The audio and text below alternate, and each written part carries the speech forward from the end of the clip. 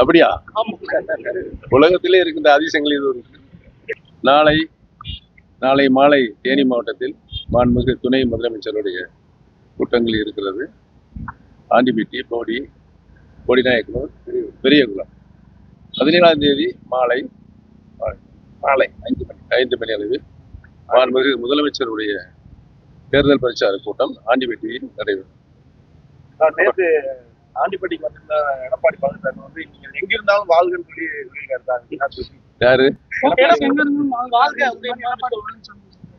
அப்படியா? உலகத்திலே இருக்கின்ற அதிசயங்கள் இது ஒரு தேனி மாவட்டம் அதிமுகவோட போட்ட மீண்டும் இந்த தேர்தல் வந்து நிரூபிப்போம். யாரு? எடப்பாடி பழனிசாமி. அது ஓட்ட விழுந்து ஏகப்பட்ட நாள் ஆச்சு.